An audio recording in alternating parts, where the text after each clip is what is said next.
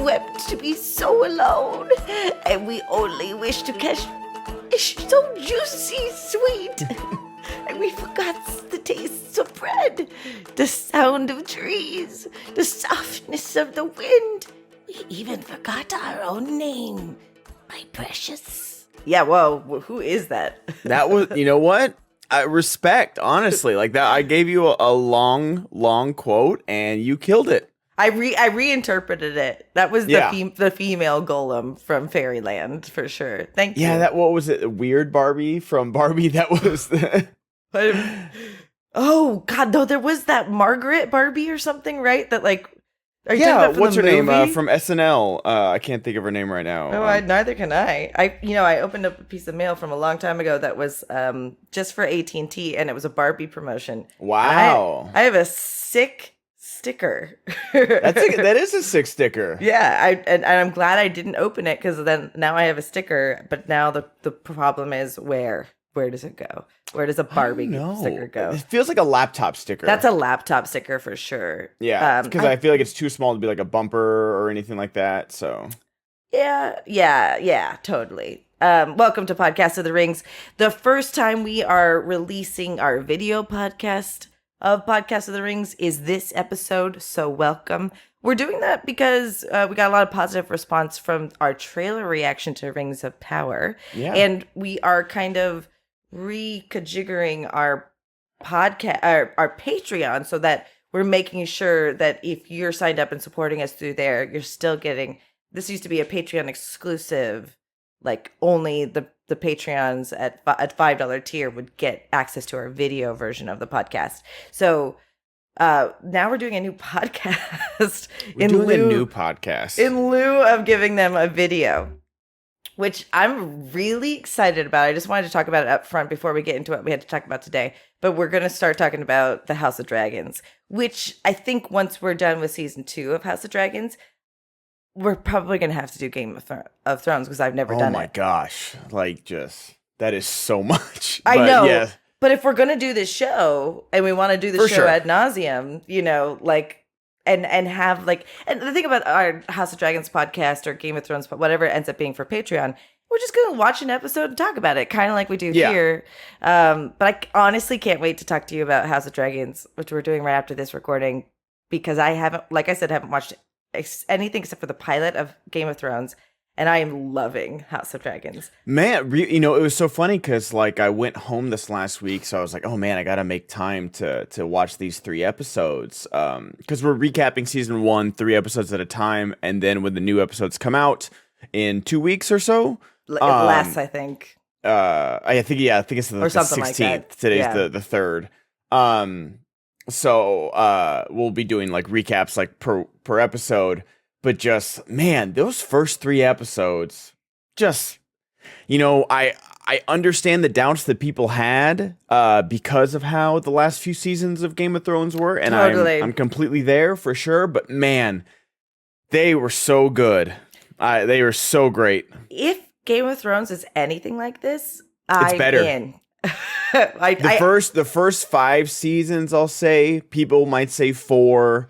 But I'll give it 5 of legitimately perfect television. Okay, well, I don't think House of Dragons is perfect, but I genuinely really like it. So we'll save that for our Patreon at the $5 tier. You get a ring. There's still the $100 tier available to grab, and that means you're the one. You're Sauron. Yep, you are. And Sauron. all you get is this stupid T-shirt and bragging rights. So anyway, let's get into it today. Our hit list of what we're talking about is the trailer and upcoming news for Rings of Power, the season 2 information, because that really was, when we talked about it, was only for a trailer react, and that only went on YouTube. And we're going to let's talk about Tom Bombadil, let's talking about Bronwyn, and just the trailer in general. We're also going to talk a little bit about our thoughts on the hunt for Gollum and the War of the Rohirrim, which I actually don't know a lot about, but I feel like this is a good opportunity to talk all about this upcoming Lord of the Rings works in the works. Cool. I'm really curious as to why we haven't gotten really anything from War of the Rohirrim yet. I know it's supposed to be a Christmas release, which fits perfectly. Sure. But it's just give me something. I guess because Was I it mean, Lord of the Rings that released actual stills? I've seen some of the stills and they do look good, but it's just like not a trailer, not a synopsis, not nothing. Come on. No, that's fair. I was actually having a hard time kind of trying to understand what the artistic bent of where the Rohirrim's going to be. And it seems like they're kind of inventing their own style, right? Like kind of like how Miles Morales, what's Spider-Verse? Yeah. Yeah, I'm there's so many animation styles now. Like I was just watching Camp Cretaceous over the weekend. There's Spider-Verse style. Honestly, I just saw a TikTok about it, and it took over my life when it came out. Was Puss in Boots: The Last Wish, the sequel to Puss in Boots? Yeah. And like, no, that reaction right there is everything because it's so true. The sequel to a spin-off of Shrek? Right. Oh, okay, sure. Jessica, this is one of the most beautifully animated, amazing stories of all time. No, I actually could have told you that. I thought you were telling me something that I wasn't. Here's the thing. I haven't seen the first Puss in Boots, so I have to. I want to. And because I was on a Shrek kick a couple of years ago. I was Shrek and Shrek 2. You know what? The other two aren't bad. The other two aren't. Is it two or the one? Justin Timberlake one is not good. It's brutal. Wait, is it Justin Timberlake? But that is a good one. Isn't that the second one? That's the third one. It goes Shrek, and then Puss in Boots is in the second one with that's Far Far Away, and the fairy godmother's great with I Need a Hero, and then the third one is the Justin Timberlake one. It's rough. Oh, that's right. He's trying to train him to be like a prince or something. He's like he doesn't want to be king or something like that. Yes. And then the fourth one is the Rumpelstiltskin one. And is there a 5? I don't think so. I don't think so. I think they hinted at a 5, like they go back to Far Far Away at the end of Puss in Boots: The Last Wish. Like that's where they're headed. Oh, that's interesting. Yeah. So let me just put it this way: when I saw the storyline for Puss in Boots: The Last Wish, I didn't actually know there was an original Puss in Boots. So as a Shrek purist, I'll have to watch the first Puss in Boots. But I'm dying to watch it because it looks intense and sad and amazing. Wait, the second one or the first one? The second one. The second one's so good. The first one's fine. It's fun. I'm sure it's just fun. Yeah. But the second one is just so great. And everyone was just like, where the hell did this come from? Like, what is happening? When you have a good really, story, really man, good. When you have a good story, just go for it, right? Like, I guess even to go back to House of Dragons, they're making this is a whole TV series based on 2 chapters of content. Isn't that right? I thought it was a book, Fire and Blood. I could be wrong. Someone commented I'm on not our a Westeros historian. Yeah. You don't have a dragon? I do get a lot of those TikToks of like, could Robert Baratheon beat Jaime Lannister and it's just like power scaling stuff, and it's like sometimes that's fun. But other times it gets like really, that's the problem with like being like an anime fan as well. It's like, oh, well, Goku could absolutely beat up Eren Yeager. It's like, yeah, Goku could beat up everybody. Like, he doesn't. Have you seen the Dragon Ball universe? They like blow up planets with a fart. Like, it's crazy. Yeah, that's not even comparable. Yeah, yeah, like Dragon Ball Z needs to like have its own power scaling thing because it's just like unfair. That is so true. Yeah, maybe they could go up against Street Fighter characters. Absolutely. That makes sense. That would be fun. Yeah, put them in the world. A fair fight. Fair fight. All right. So, yeah, that is just it. We're not going to be your news source on the War of the Rohirrim. I'm really interested to see what it's going to be, though. I love that it's animated. Honestly, I really do. I think animation lends that sense of... I always forget the phrase. Suspension of disbelief. You can do so, like, that's why, I'm glad. I feel like the Avatar series on Netflix was more than overall. Like, I think I'll give it like a C of like audience reaction to it. And 1, I think it's really good with how beloved the animated series is. And 2, when you're bringing in basically superpowers of people creating fire out of thin air, moving rocks and water and air with like, like your hands and stuff. It's a really hard thing to do to like, this looks corny. Like, unless you have, Netflix does have a really good budget, but it's not like an MCU budget or something like that. Like, you need those effects to make it look good, and animation does that, where you're just like, yeah, Aang could do that. Katara can, blood bend somebody and stuff like that, where it's just right. And I like that. Let me see these, like the 2,000, 10,000 Rohirrim go against more Oliphants, and that way I don't have to be like, oh, whoa, those Oliphants don't look good. Like, there's really bad green screen. Like, no, make it animated, make it huge, make it, crazy, have people, Legolasing off and on horses and doing all these, like, let me see the peak of the Rohan kingdom and how good they were as a cavalry. And I like that it's animated. That's a really excellent point, because that suspension of disbelief right there is probably what makes Spider-Verse so fantastical, right? Because you're like, I'm in. I'm totally in. I belong in this universe as well. Yeah. And that's really special. We really... I'm just afraid. I hope they don't cut corners like Ralph Bakshi. And I know Ralph Bakshi didn't cut corners. He just was a style. No rotoscope. Honestly, if they brought out a rotoscope, I'd applaud it for their bravery and the fact that they just know they're not going to make any money on it.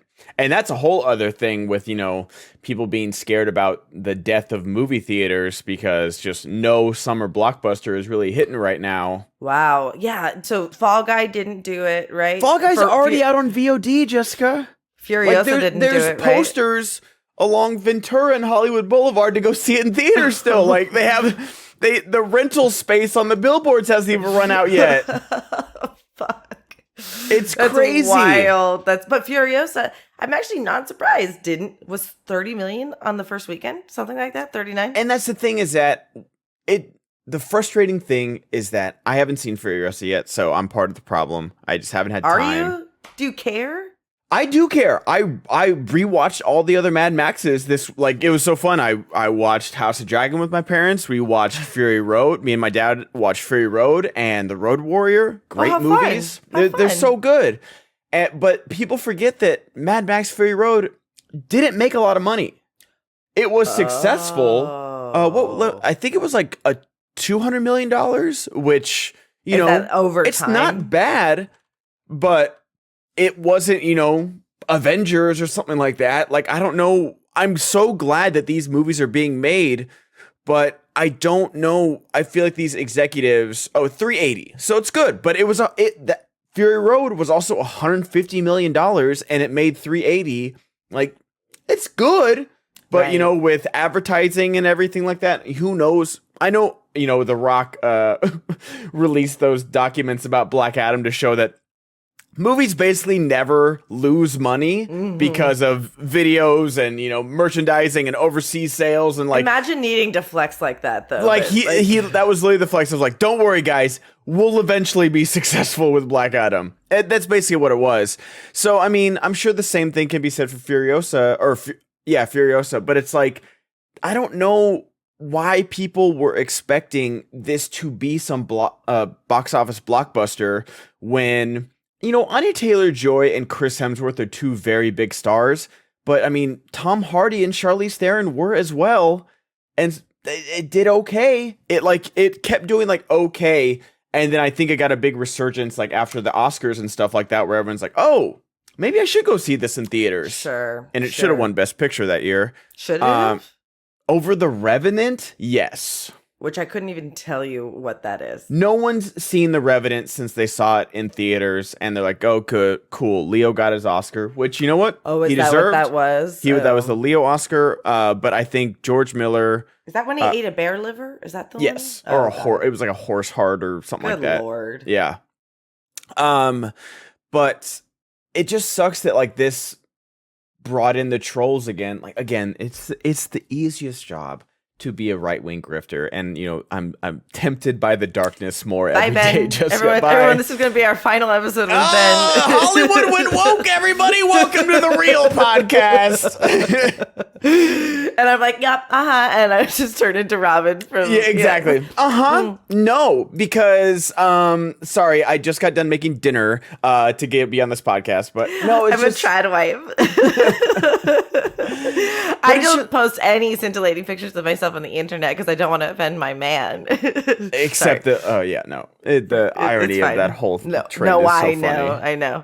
But it's just like it just brought out the trolls again to be like, oh, see, like we want Mel Gibson back in the role. Mel Gibson said he's too old. Mel Gibson, that?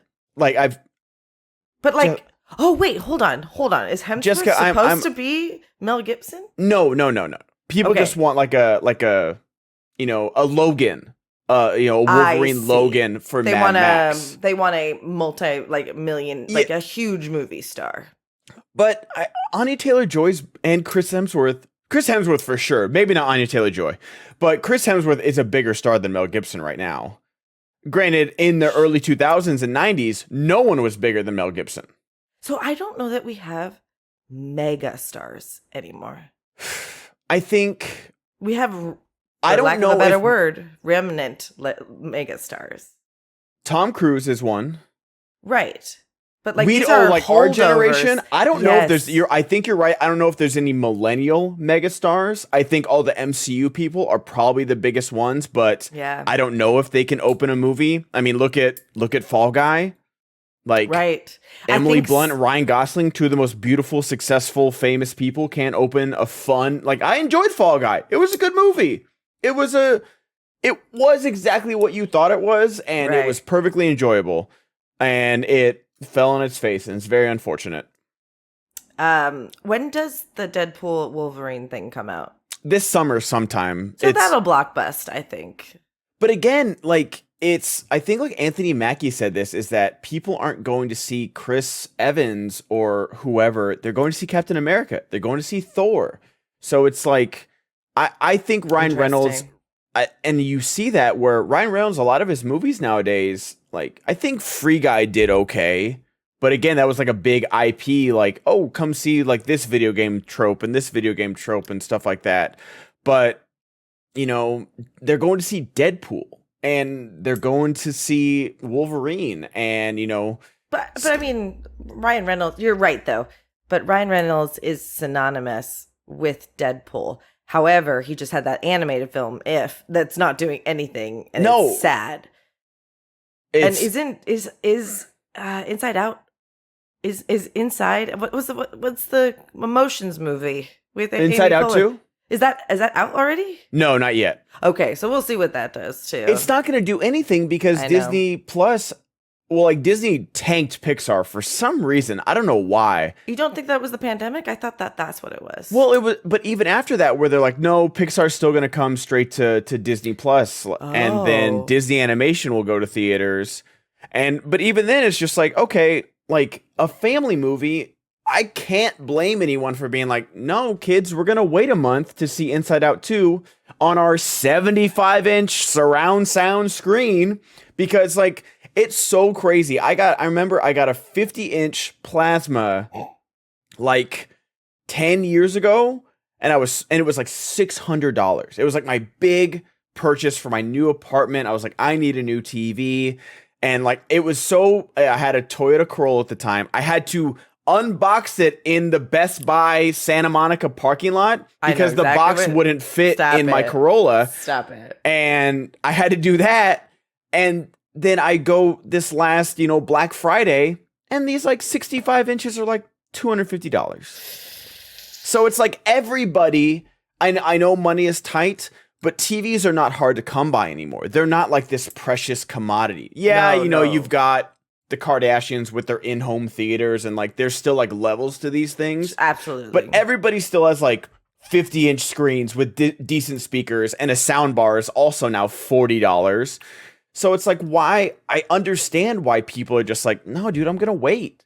Like, and even to your point, like Inside Out, if you're a mother or a father or a parent, you are just going to be playing that on the iPad over and over and over again. Yep. You can't bring your kid to see that movie and have them not expect to see it later that night. That's an interesting. And also, you're gonna spend $100 and something. Like, let me look. Where's my phone? Half the amount you could buy a TV for. So I live in Los Angeles. I'm gonna buy a ticket for the Burbank AMC right now. I have A-list, so let's say Garfield. Garfield's a perfect example. Sure. So let's go to the 1:30 showing. I'm gonna get 4 tickets. 4 tickets right there. Continue. No. Come on, narrate it for us, bro. Let's do 2 adults, 2 child. Sure, perfect. The nuclear family.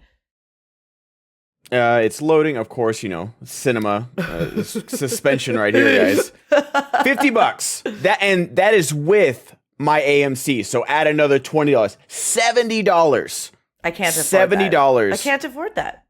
For like a family of 4, let alone you probably go to dinner that night, even if you get a pizza, and then the kids are going to want popcorn, snacks, drinks. You have to. Like, it's $150 night just to do the movies, let alone what else you do before, after that. So I love going to see, I used to see everything in theaters. Now it's really hard with my job and, doing this and trying to stream and everything like that. But like, I would see everything, small movies, blockbusters, whatever. They're always better in theaters. I am a strong advocate for that. But I can't blame anyone for being like, that's a cost I can easily cut. If 2 weeks after The Fall Guy comes out, it's on my screen for $20. There is no incentive. I wonder if and when, if movies do tank and theaters go under and it just isn't a thing, if we would have like people trying to keep it alive or have like small movie houses. I'm sure they will, but it is just a different era we're looking at, and watching it die is kind of sad too. But it is. It'll find a life on the other side. Like I can't guarantee you that I'm going to go see The Hunt for Gollum.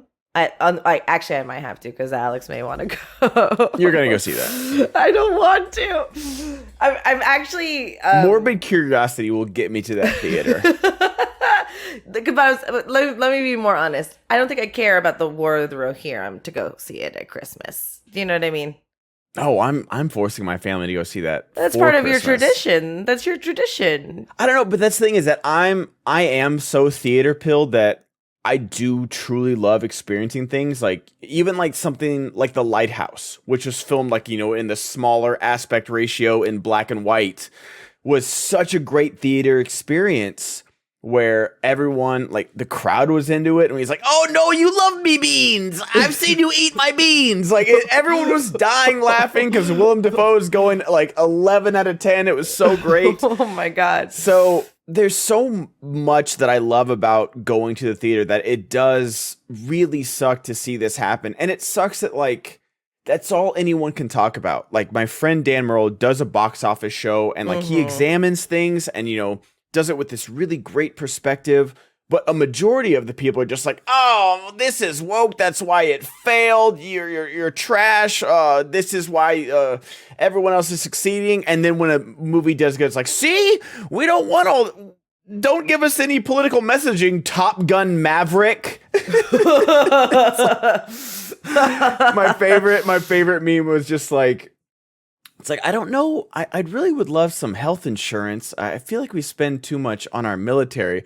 Goes to see Top Gun Maverick. We can't have the enemy with these 5th generation fighters. Where's the check do I need to write to our military? It's just like, it's so true. Is that what happened? No, Jesus. but it is like, it's so military porn, but I don't care. I love it. It's so good. I've seen it. I saw it 4 times in IMAX. Was it really good, actually? Oh my God, Jessica. Like, I couldn't believe it would be. Actually, I genuinely didn't think it would be. I don't think anybody thought that. It's a legacy sequel, but Jessica, it's amazing. That's especially because bullshit. Like Top Gun is nothing. It's 80s cheese. It's it's so Happy Pride Month.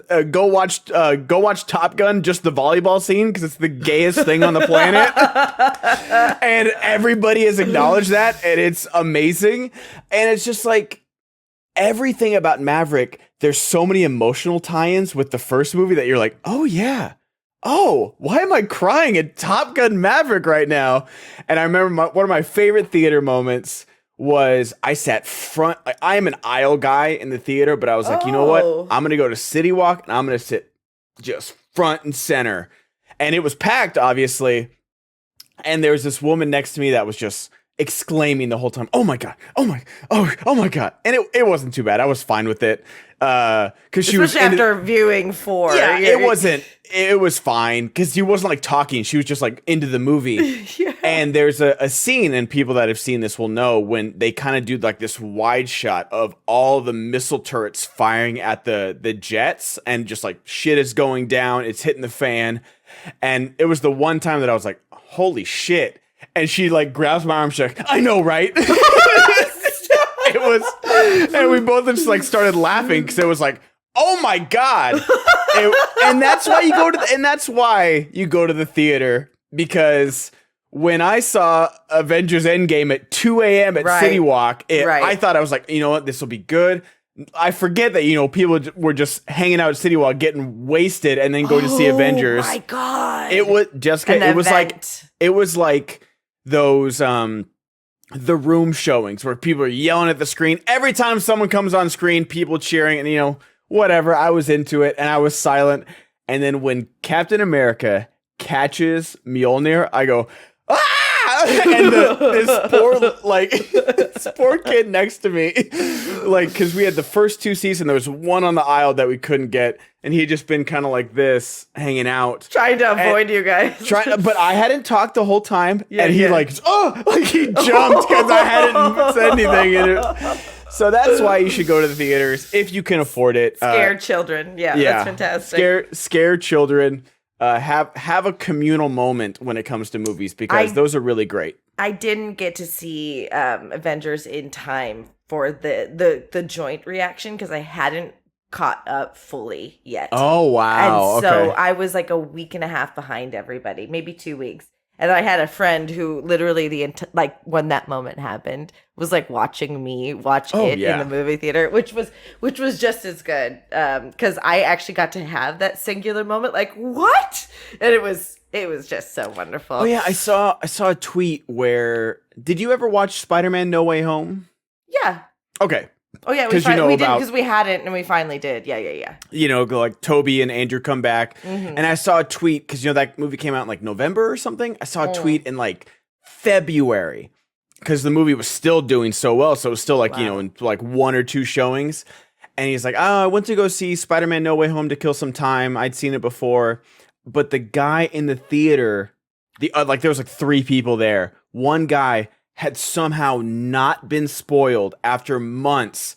And so when Andrew Garfield comes out of the portal, he goes, "What? Oh my God!" Like, no. And come on. Like the author was like, I genuinely almost started crying because I was so happy for this guy. Totally. I was just like, this guy is so unplugged from the world. Somehow he didn't get spoiled by the biggest spoiler of the year. He's unplugged because he doesn't go to the fucking movies 7 months later. Oh my, and I remember reading that and I was like, that's good stuff right there. Even if it's not true, Ben. Even if it's not true. Don't care. That's true for one person who didn't know Toby shows up. Which, by the way, Toby looks... He looks so good. He looks good, and he's the dorkiest, weirdest looking Spider-Man we've ever had in our life. Love him. I'm not saying I didn't love it. I'm just saying he's weird looking. When he goes 500% when he's stopping the train, that's not flattering. And I'm not trying to hammer down on the guy. I'm just saying genuinely not flattering. And he looks good in this movie. And like when I think they call him like a youth pastor or something, I'm like, yeah, like he's old. He's like, Toby's close to 50 now. Youth pastor, Jesus Christ. 100%. Wow, good for that guy. Happy for him. It's hard to follow up this conversation, which was precipitated by the War of the Rohirrim, which we really actually have no idea what the fucking movie's about. I have no idea, but I'll be there. I'm going to be there opening weekend. Totally. I'm going to jump over to how I have less than zero interest in a Gollum movie. No, even if it is helmed by Andy Serkis with Peter Jackson stopping by for, I did want to talk about it just so I could say that in case people cared about how I felt about it. It's tough that like all this stuff is, because of like, what do they have the rights to? Oh, you got rights to Lord of the Rings, but not the Silmarillion. Oh, you got rights to this character and this character and this character. And it's just like, I understand the business of show business. Like, I'm not stupid. But it's just, especially on the heels of the Gollum game, which was a really funny meme, but one of the worst produced games ever. Right. My friend Bailey writes the Honest Game trailers, and she had to play it. She had to beat the game, obviously, to write the honest trailer for it. And it was genuinely so terrible. And it's just like, this seems like another one of those things where I think we've talked about it with Rings of Power, where do a Love, Death, and Robots, a Black Mirror. I'd love, I just found out, I Googled Hunt for Gollum. I didn't realize there was like a 40-minute fan film about this. I didn't know that. I'm going to watch it whenever I have time. Because that seems what this is. That is what this is a 30 to 40-minute one-off of, because it is a really cool story of Aragorn tracking him down and somehow escorting him all around Middle Earth, like trying to bring him back to Gandalf. That's really cool. I don't need what is this movie going to be about? Like, I'm going to see it because I defend the Hobbit movie. So you guys know I'm a shill. I am a Middle Earth shill. You're glazing right now. I'm hardcore glazing. Yes. So these movies need to stop edging me so I can being a goon. Where's the hunt for Goonum? Am I right?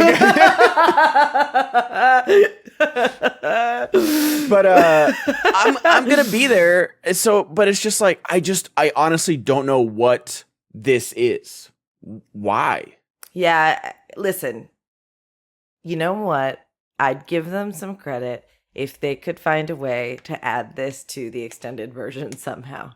Yeah. You know what I mean? Like, I'm not saying do that. I'm just saying, if you were like, you know what, we just want to fill it out. No, do it. Give me another Elijah Wood cameo. Like, that's my favorite part of the Hobbit trilogy, where it's like, oh, hi, Bilbo. I'm going to go in for Gandalf now. Bye. Like, get that paycheck, Elijah. Which the timing of that doesn't actually work up with what it was supposed to be. He wrote that in, like, how long was Frodo waiting for? He finished the entire book. Yeah, He wrote There and Back Again. Like, damn, you were late, Gandalf. You gaslighting son of a bitch. A wizard is never late. Bitch. I'm not the whole book. I'm 120 now, asshole.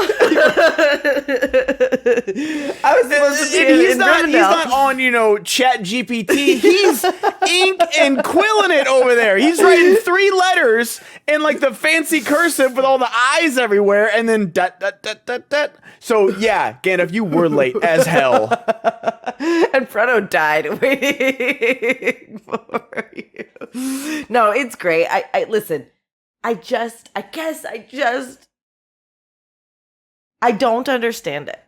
That is my exact reaction, Jessica. And I want them to make me understand it.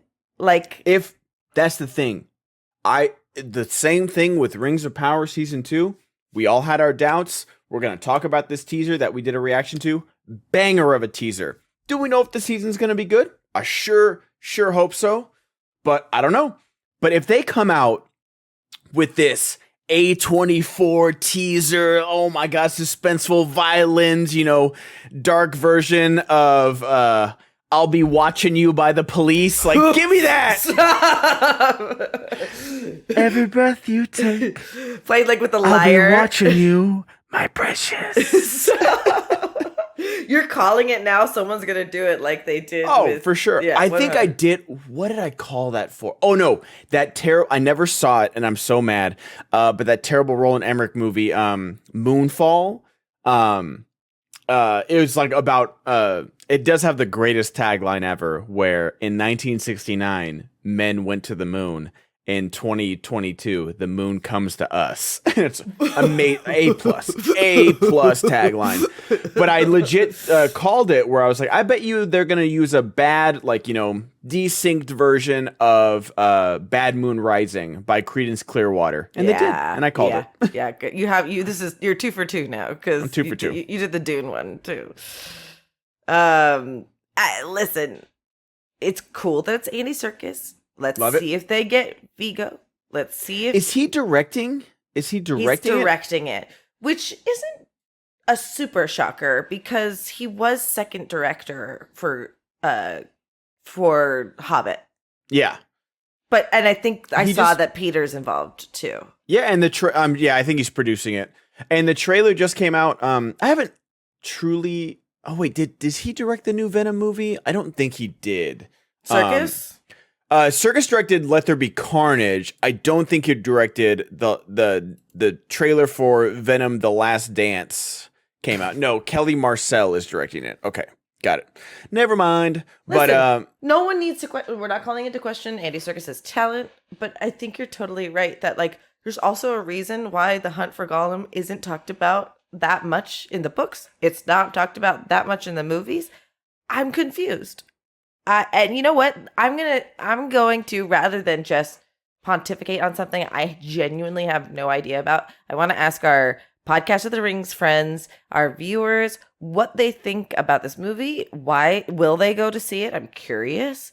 And since they are doing it, what do you want to see? Because, honestly, I don't think I really need to see Gollum eat more fish or be emaciated, but maybe our audience wants to see that. So I'd be curious to hear from you guys. And the thing is that I understand Andy Serkis wanting to get back into the role. It's obviously means a lot to him. I don't. But sure. it's just I just don't understand it truly. But if you guys want to go see Andy Serkis' good direction, I really enjoyed Mowgli on Netflix. His Jungle Book adaptation. Oh, I didn't know that he did that. He directed that. I liked it. I really do like the Jon Favreau one. That's one of the few quote unquote live action Disney remakes that I like. Oh yeah, sure. But Mowgli was solid. Recommend. Yeah, I guess those are also movies I just didn't need to see, but I it blew my mind who Andy Serkis was in the MCU. I didn't put 2 and 2 together at all, and it's a mind F for sure. But he's obviously a talented person who could do whatever they want.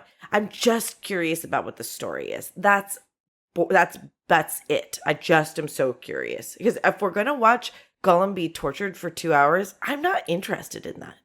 Yeah. I know it's the hunt for Gollum. You know what, though? Again, if you give me Viggo tracking him and coming across some cool people along the way, that could be interesting, maybe. Yeah, are they gonna have Viggo in young makeup or something like that? Who else is going to hunt Gollum? That's saying, are they gonna recast Aragorn is what I'm saying. I wonder. I don't know that you can, and thus that's maybe why they're doing the movie. Anyway, like I said, not much to talk about. I'm sure more people know more. If you were looking for hard-hitting news about Lord of the Rings, go to Nerd of the Rings. We're just not him. And now it's time to talk about the Rings of Power trailer. If you're interested to watch our, in real-time reaction to the teaser trailer that came out a couple weeks ago, you can find that link probably in our liner notes for the podcast on YouTube. But let's just talk about, now that we've seen it, there's a lot to look forward to thanks to that trailer. And we also know about a couple things that are happening. Yes. That with news around, a couple people anticipated Tom Bombadil, and then we got a picture of him. I'm going to save my thoughts for a little bit later, but trailer. Now, why do you think they didn't end the trailer with Tom Bombadil? Because I feel like that would have lit the internet. It feels strange that you release the teaser and then a week or so, 2 weeks later, you just release this picture of him. Hey, Tom Bombadil's coming. And people are talking about it for sure. Yeah. But if you ended the trailer, the little hook at the very, Rings of Power Season 2. Oh, hello there. I'm Tom Bombadil. Whatever, I don't know if he has like a signature line or like his song or whatever. Sure. You see him twirling, picking up lilies or something. Something like that. It would have, boom. All right, so then I will share my opinion. It's because Tom Bombadil looks like a total dweeb. And I love the way he looks. No, you're lying. He looks like a dad bod dude, which is fine. I'm not. Hold on. Let me walk that back. I'm not saying dad bod. Walk it. Hold on. I'm not walk saying it. He looks like a teddy bear, and I don't want my. I don't want my Tom. I don't want my Tom Bombadil. Kurt Russell and Goldie Hawn. That's different. He's not a teddy bear. Kurt Russell's got like a. Have you seen Christmas Chronicles? Yeah, but then he could shoot a cannon. I haven't seen it actually, but I know not a great movie, but he is top 3 Santas of all time. But is he also a badass Santa a little bit? Yeah, he does like a jailhouse rock scene. What I'm saying is that Tom Bombadil that they cast couldn't do that. And the trailer we watched was serious. And this guy, it would be like, hello. And I couldn't imagine seeing him at the end of the trailer. You don't need to see him be a badass. This is a man that takes the ring of power and just whoop, whoop, whoop, whoop, whoop, whoop, whoop. Like he does that in the book. That's his most famous moment. Does he actually put it on? He actually puts it on. I didn't know that. Like, he literally is that powerful that he puts it on and, like, doesn't disappear and isn't like, oh, I'm tempted. No, he's like, man, I didn't skill realize. issue. Like, I forgot that he didn't even. Listen, I know he's gregarious. I know he's, like, magical. I know he's not Beorn. You know what I mean? But, like, he looks so out of place. I love it. He's got Radagast vibes, dude. He does not. I take so much offense to that. Now, I am not saying, like, if anyone is having a bad day, go read the comments on the Rings of Power Season 2 trailer. They're not toxic. They're just hilarious. Really? Oh, God. I sent you the you sent wigs. Me some of them. God. They're all wig comments will about wigs? When will you wear wigs? When will you wear wigs? No, it was like, all of them were deceived, for another wig was made. Like they're so playful just about Charlie Vickers' Sauron blonde wig. It's so funny. They're the be wigs. And so I agree. Some of the wig and beard work from last season, and it seems like this season has not improved, and that's very, very sad. But other than that, I do like the way he looks. And again, even if you He's just so have out of him. place. You know, in this picture, he's sitting there with the stranger. Even if you just have him like kind of walking up and being like, so, how strange are you? Or I don't know, something stupid. I'm Tom. Yeah. And just something like that, where you don't tell him who it is, but like fans are going to be like, oh my God, that's Tom Bombadil. It just seems, again, they're not doing themselves any favors. Right. Like I just watched that 4-hour-long Jenny Nicholson video about. It's so good. It took me like a few days. Like I'd watch it before bed. I think that's true for everybody. Yeah. Yeah. But it is so good, and so much of it is how bad the marketing was. Oh. Where like they didn't do themselves any favor by the first thing that is released is like the price $5,000. Give us your, and it's like, well, what am I paying for? It seems insane. And all you have is like these, illustrated stills that obviously I'm not going to freaking see. And that's what this season is doing, where it's like you put out this banger of a teaser trailer. Okay, why isn't Tom Bombadil in it? Like, unfortunately, you are fighting an uphill battle. You made season 1. Yes. You didn't advertise it as a prologue, which it was. And, on our rewatch, we both accepted that. And we like it more because of what we've accepted. Right. But a lot of people don't have time to rewatch, don't have the interest to rewatch, and may not watch season 2 because of season 1. That's right. So you're fighting an uphill battle here because whether you want to call it content or the golden age of television or the streaming wars or whatever you want, there is so much out there to watch, and you are having to convince people to spend an hour each week to pick your show. Yes. And there's a lot of competition out there, and so it's just like, you gotta do everything. And so while we are like, I really do love this teaser trailer. If they would have ended with Tom Bombadil, it would have set the internet on fire, because it still kind of did without it. But Yeah, it it's sure only did. if I'm a not chronically online. I'm like probably like a level below that. But like, it took me like a few days to see it get to me, and all my algorithms are pointed towards this. That is strange. And so it took my algorithm a little bit to get to Tom Bombadil, and so Well, if you that were should more tell you active in our something. Discord, you would have learned about it sooner, thanks to Ulrich. Too bad.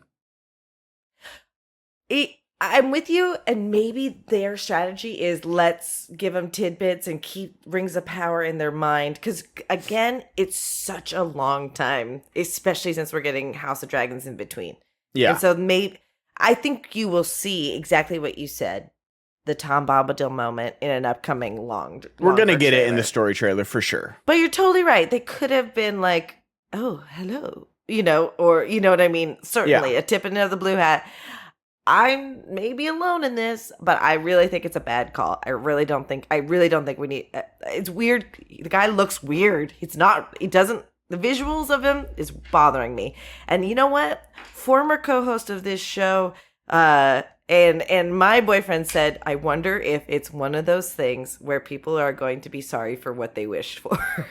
If it's going to be. I can agree with him on that. Well, it's going to be why didn't Tom just solve every problem? Because that's the kind of, we talked about power scaling earlier. Yeah. It's like why didn't they call the Avengers in every other non-Avenger movie? Like, why didn't the Eagles take the rings directly to Mount Doom? Where was Miss Marvel or whatever? Yeah, and it's almost like a reason why they don't have Glorfindel in the series, in the movie. It's just because like Glorfindel should have just been like, I got this, guys. He would have rode his white horse and it would have been a week's journey. Jesus. But it's just, he is that character. Like, if you, like I said, he literally puts on the Ring of Power and it's just like, I'm cool, whatever. But have fun on your journry. Have fun storming the castle. You know what? I'll save you one more time and then you could go. Right? Totally. And so, people are thinking that's who the elves are fighting. When they do like the kind of circular shot in the trailer, that they're fighting the Barrow Wights, which is very possible. That's interesting. Yeah. I'd be down for that. Listen, one of the things I love, and I actually think Handmaid's Tale did this really well with not a lot of text to support it. They really did micro on getting to know the world and what it was like to be a handmaiden in this house and this like surrounding neighborhood. And then the next season, they showed it what it was like if you didn't end up being a handmaiden, and they expanded the steps we took before we took another step. And if Rings of Power kind of did do that with Prologue. So if they can expand out this world, well, why are the Barrow Wights like this, or what happened, or Tom Bombadil's involved or whatever. If they can expand it in a way that like enriches the world, I'm down for that. Yeah, and I'm wondering, is he going to be in the full season? Is he only going to be in one episode and then kind of like be shuffled off to the side? It's very possible. It's again, we're getting so few like tidbits of information that we'll just be repeating ourselves like, oh, I'm really curious. Yes, it's really all we can say at this point. But I'm happy to see him. But it could be a be careful what you wish for, don't meet your heroes moment for the Middle-earth fandom.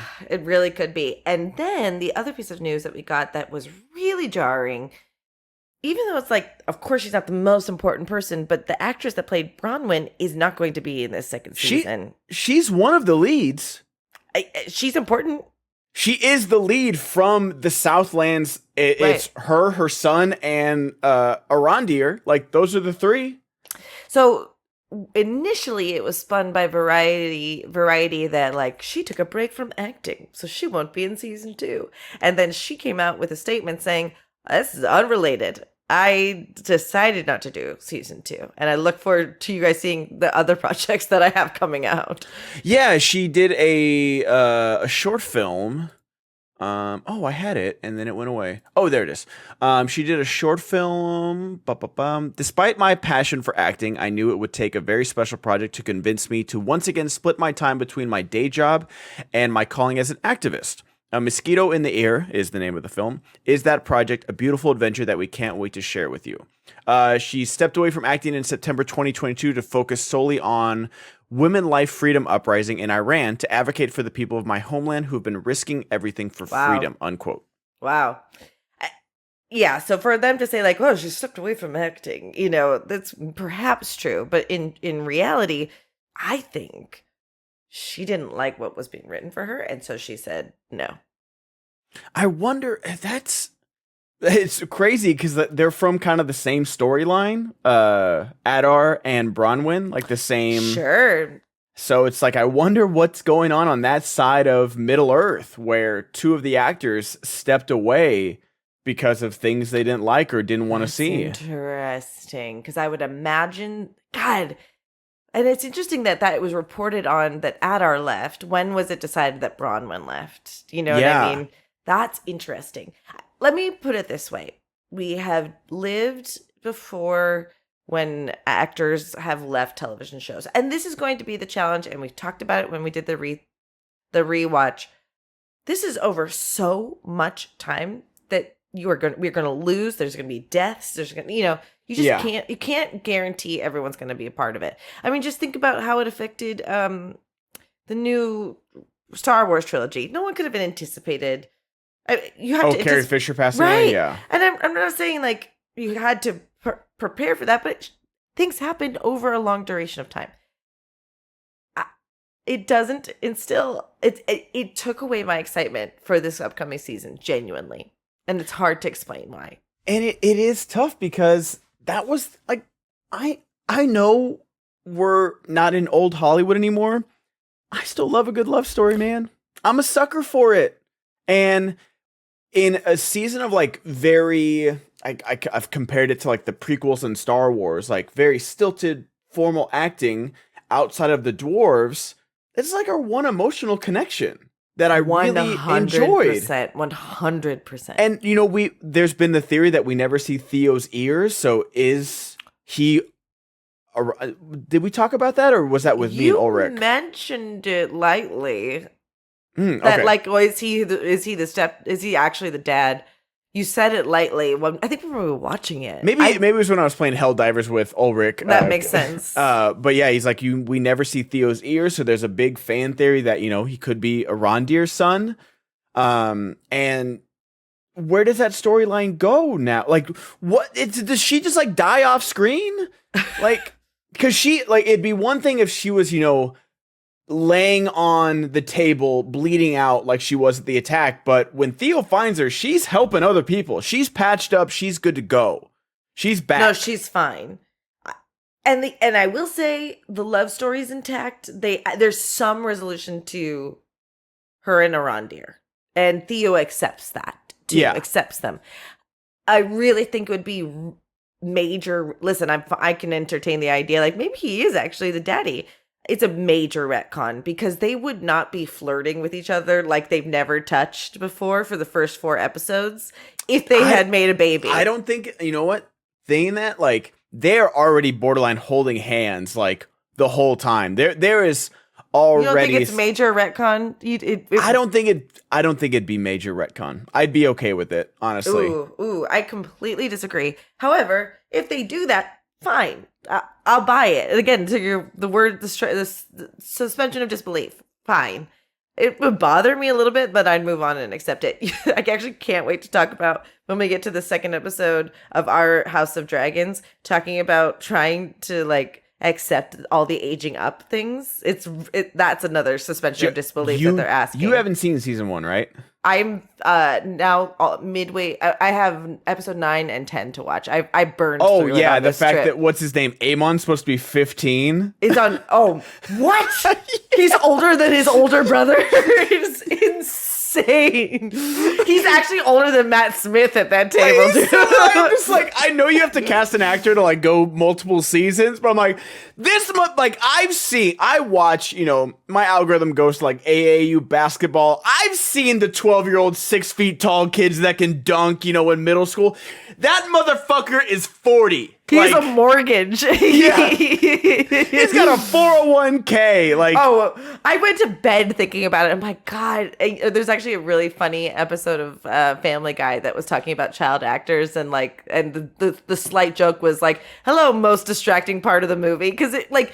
And if anything ever is the child are they good? What are they going to age into? It's very distracting. However, they really did their darndest, but Eamon is a fucking joke. Yeah, it's rough. I was like, wait, how old are you supposed to like? Because like the Targaryen kids, like they look like kids. They're babies. And I'm just like, they're the same age? Not really, not quite. Aemon and I think the oldest Targaryen are the same age-ish. Yeah, and he looks like a kid. Yeah, I know, he's 5.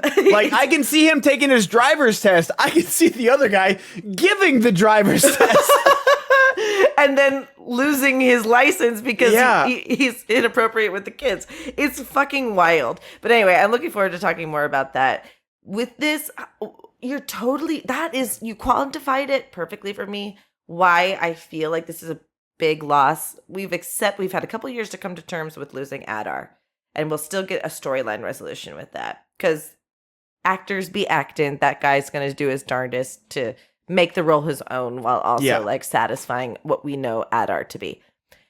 No Bronwyn is a bummer, because you're losing some heart. You're losing a strong female character, which I'm sure you'll make up for in spades. But I liked her. I did too. I like that, we've talked about it before, where I liked her as, a great love interest in How I Met Your Mother. I just like her presence as an actor. And she gives the rallying speech for the Southlanders at the end of the season. Like, she is a good character, and I like her and Arondir as a pair as well. Yeah. Like, it's nice, I remember people asking Evangeline Lilly, is like, oh, is there ever going to be a Wasp solo movie?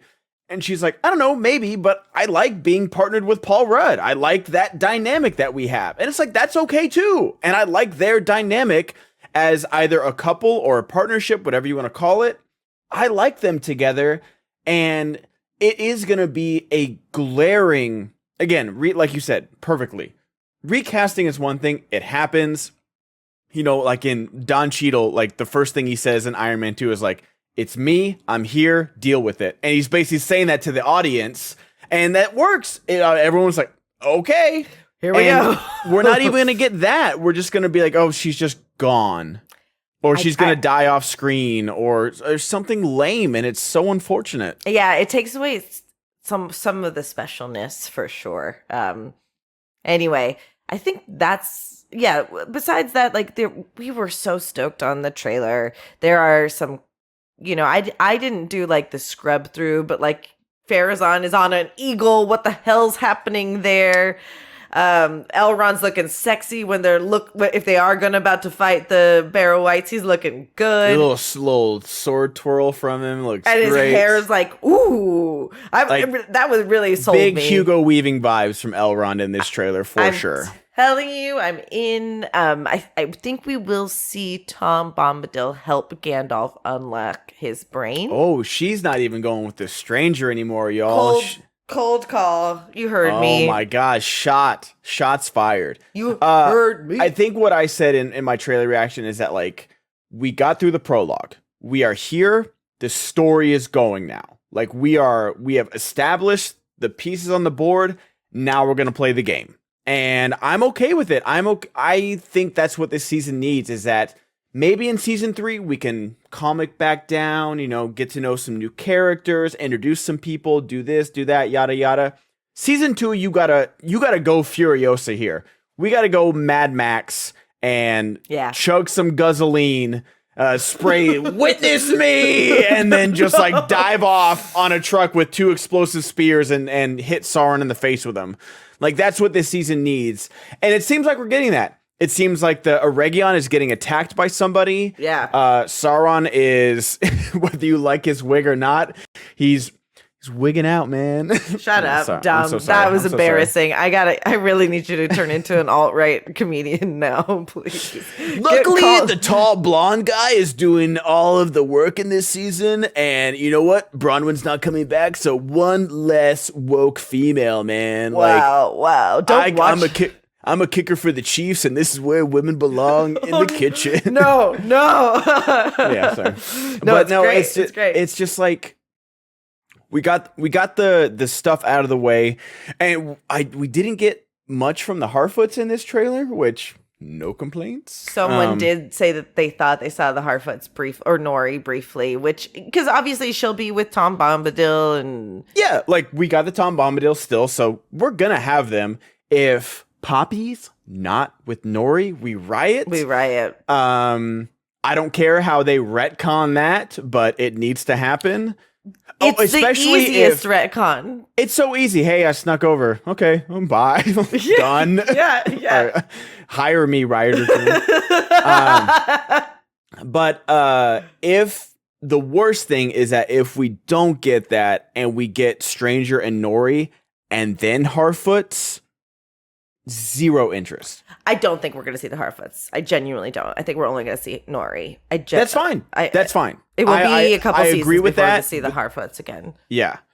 Like, we do need a conclusion of, like, how they find the Shire and Hobbiton and stuff like that. I think you're right. That's exactly right. That's where we're going to end up. And I'm like, because that's their whole opposite of, like, it's how cold and nomadic they are right now, rather than, like, we stay in one place, we mind our business, and that's literally it. They find the tobacco at the Shire, and they're like, oh. They're like, this is it. This is it. Because it only grows here, bro. You can't go anywhere else. That's they're gonna like light a campfire with the tobacco and be like, we can't go anywhere, man. Like, we're just good. Tobacco, quote unquote. Yeah, tobacco. Yeah. Shit. It's legal now, y'all. Well, we want to hear from you. What do you think about Tom Bombadil? Am I just is my take based or is it glazed? I want to know. Shut up. Did you know? Were you part of this conversation where I didn't realize that based meant good? I think it's like changed, but I remember like one of my TikToks. It keeps getting. It's so annoying because I've posted like 25 TikToks since this one, but like I had a Star Wars acolyte thing, and maybe because the show is about to come out, it keeps like getting some traffic, and like there's been arguing and comments and like, oh, this about red lightsabers, oh, the Jedi are this, sure. Oh, well, it takes place. Like I don't respond anymore, but one commenter left one comment, and all he said was based, and I was like, yes, that's a win. I made it. That's a win. Made it. That's a win. I think such a win. You should feel really good about yourself after that. I tried to find it and stitch it, and I couldn't find it because there's like 400 comments on there now. But I'm just like, oh, that felt really, really good. Just like no explanation, no like this was based or like this certain thing you said or I like this. Just based. 5 letters. I so can great. say that I think I saw that too. You should feel you won, dude. The internet was yours that day. It felt real good. That's amazing. All right. Well, if you want to help us feel even better, head over to Podcast of the Rings somewhere on Patreon and subscribe here. We can subscribe to the YouTube channel, guys. And if you want to listen to that, it's on all podcast platforms. Give us 5 stars. Give us a thumbs up here. We need to learn to say that at the beginning of the video. Call to action, as they say. Actually, they say if people were actually engaged, telling them to subscribe towards the end is actually very helpful, as opposed to hitting them over the head with it at the top. Tell us how you like to receive your subscribe call to action. We need to get the little animation of like subscribe and ring the bell, because like YouTube algorithm is so stupid that even if you're subscribed to a channel, you don't see it on your feed or something like that. Like, you will see it, but it doesn't notify. So you'll get a notification on your you remember how Facebook notifications used to be a big deal? It's like someone used to comment. It's basically like, oh, podcast jail. Oh, but yeah, go ahead, go for it. What was You've Got Mail better, or was your MySpace notifications better, or like what was your favorite notification to get? Wow. Like until like social media like ran your life. Yeah, that's a really good question. It all depended on who I had a crush on and when.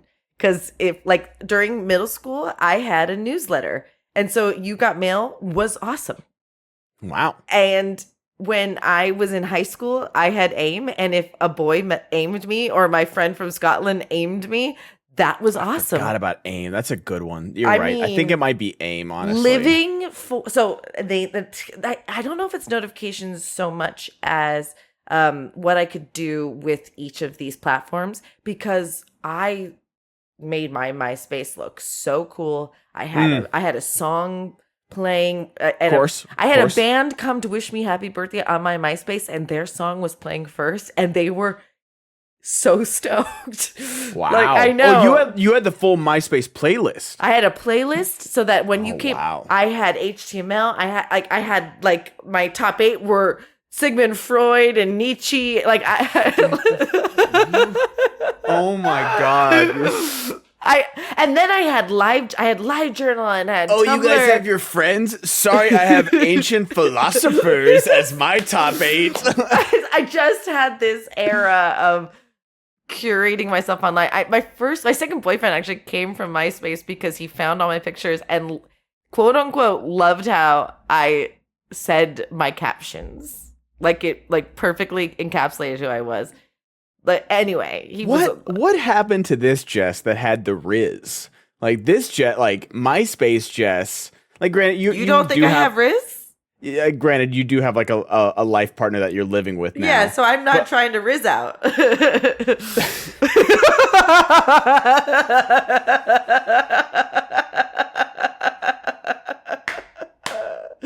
Is anyone talking about Rizzo the Muppet? No one's talking about it, right? No one. Oh my God. Out is a thing. And I just created it. Yeah, okay. It is not a thing. I just made it a thing. Oh, that was... I think I have diabetes now because of that. Listen, Riz, I got the Riz, and I just choose how to use it now. But Jessica had Riz, but was never too confident about it. Anyway, go over to patreon.com, Podcast of the Rings, find us online. Let us know how awesome we are. And until we meet again, Ben. May our paths Riz. Shut up. Join us next week as we start talking about the Fellowship's best content after. Oh, yeah. A little teaser. So, yeah. Give them a teaser of what we're going to be doing. Well, we're going to talk about, Pirates of the Caribbean. I've never seen... Shut up, dude. I've never seen it, so we're going to talk about Pirates of the Caribbean. We're going to talk about the works that all of... Can you finish the title of the movie? You said Pirates of the Care like 4 times. Join us for our new series as we await Rings of Power Season 2, where we enjoy movies, TV shows, and all sorts of things from members of the Fellowships, like Pirates of the Care, like 50 First Dates, like Rude, like all the Lost. You can join us. One title you use is 50 First Dates. I'm going to end it. I'm going to end it all, everybody. We'll see you next week, everybody. Bye. Bye.